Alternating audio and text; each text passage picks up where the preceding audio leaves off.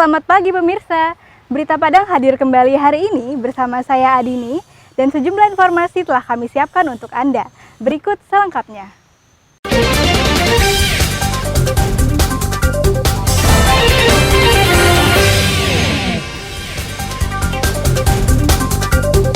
Kejaksaan menetapkan satu lagi tersangka korupsi pembangunan RSUD Pasaman Barat.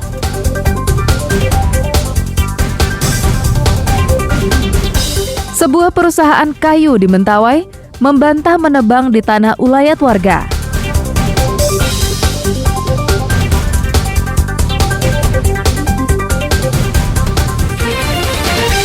Pulang dari melaut, perahu nelayan di Padang ditarik gunakan mobil.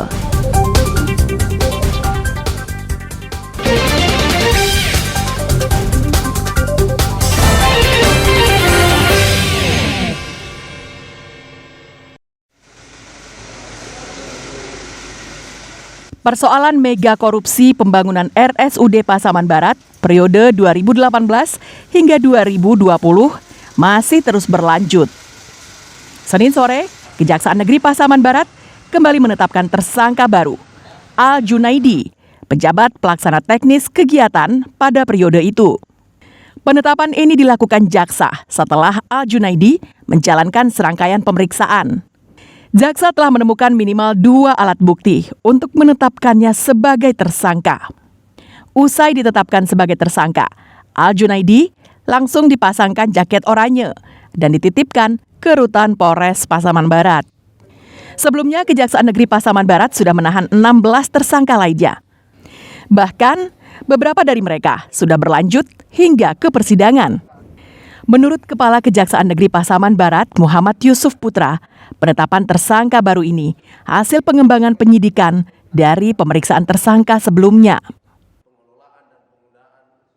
Tersangka merupakan pejabat pelaksana teknis kegiatan yang mempunyai jabatan struktural sebagai Kepala Seksi Sarana dan Prasarana Rumah Sakit Umum Daerah Kabupaten Pasaman Barat pada waktu kejadian, ya. Sehingga dari hasil penyidikan, tim penyidik sudah mengantongi 2 alat bukti yang cukup bahwa nilai kontrak pembangunan RSUD Pasaman Barat sebesar lebih dari 134 miliar rupiah. Namun, para tersangka tidak mengerjakan proyek sesuai spesifikasi yang telah ditetapkan, sehingga menimbulkan kerugian negara mencapai puluhan miliar rupiah. Safatul Ulum melaporkan dari Pasaman Barat.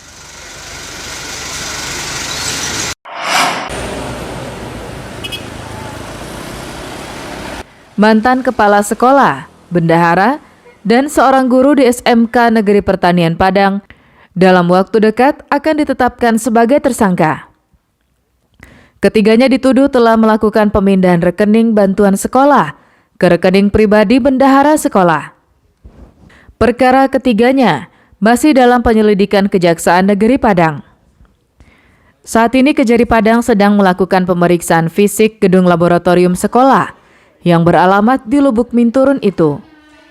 Bantuan tersebut berjumlah 3 unit ruangan labor di tahun 2021 dan rehabilitasi kaca sekolah pada tahun 2022. Jaksa menduga adanya penggelembungan dana pembangunan laboratorium tersebut dengan total kerugian negara mencapai 400 juta rupiah. Disinyalir tindak pidana korupsi itu dilakukan bersama-sama.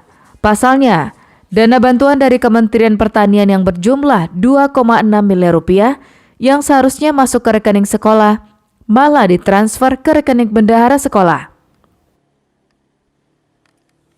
Mengenai proses penanganan perkara pada SMK Pertanian Sekolah Unggul, untuk sementara pemeriksaan saksi oleh penyidik sudah selesai. Saat ini sedang menunggu hasil pemeriksaan fisik dan ahli fisik dari Universitas Bung Hatta.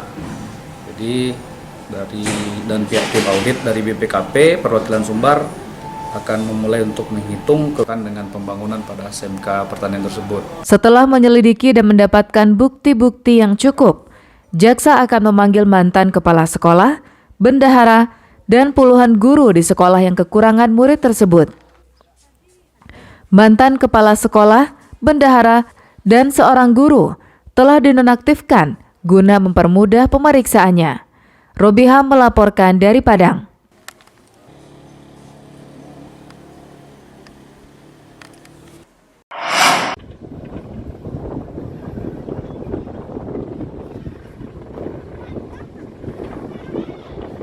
Kebakaran besar terjadi di Jalan Raya Bukit Tinggi Padang, tepatnya di Jorong Kapeh Panji Nagari Talua Ampek Suku, Kabupaten Agam.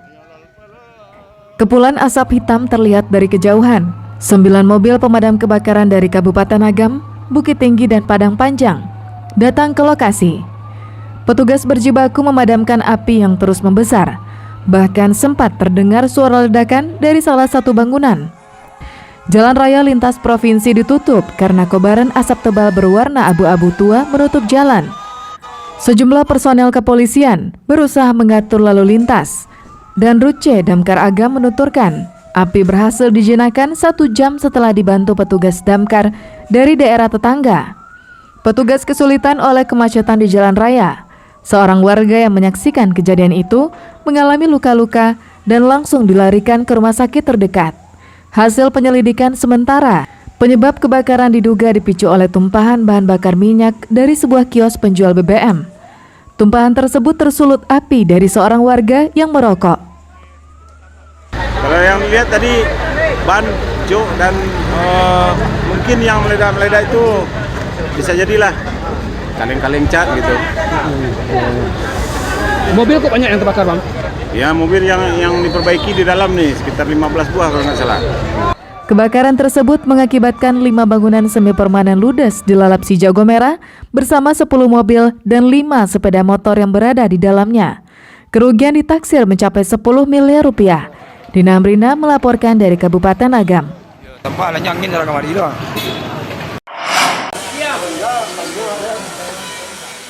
Hidup menjalani hukuman di dalam penjara bukan berarti berhenti untuk terus berkarya. Seperti narapidana lapas kelas 2B Pariaman ini, yang mampu membuat lampu hias dari pipa paralon bekas. Lihat saja hasilnya. Cantik bukan? Lampu hias, pajangan, hingga kotak tisu. Mereka buat sambil menghabiskan masa hukuman di lembaga pemasyarakatan. Pipa paralon bekas yang tak berguna, mereka potong-potong sesuai kebutuhan. Selanjutnya dibakar hingga menghitam, lalu diratakan permukaannya. Kemudian dicuci bersih untuk membuang arangnya. Setelah itu, motif yang telah dilukis ditempelkan ke material yang akan diolah. Nah, kini tinggal memotong sesuai motif yang diinginkan menggunakan bor listrik. Setelah selesai, motif yang sudah diukir tadi lalu diamplas hingga halus. Jika sudah selesai, dipasang lampu pijar. Hasil karya mereka dibanderol dengan harga yang menarik, mulai Rp75.000 hingga Rp500.000. Para narapidana ini bisa menghasilkan karya secantik itu setelah mendapatkan pelatihan yang diadakan pihak lembaga pemasyarakatan. Tujuannya, ilmu yang mereka peroleh bisa menjadi modal setelah bebas nanti. Semoga yang saya pelajari di sini bisa saya kembangkan di luar dan buat modal hidup nantinya setelah bebas. Senang nggak belajar? Senang. Kenapa? Karena menghilangkan rasa jenuh.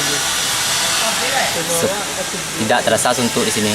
Dengan keterampilan yang kita berikan ini dapat berguna bagi mereka untuk bebas nantinya berkarya di luar dan juga menjadi bekal bagi mereka untuk menghidupi keluarga nantinya kalau memang mereka bisa mengaplikasikannya di luar nantinya.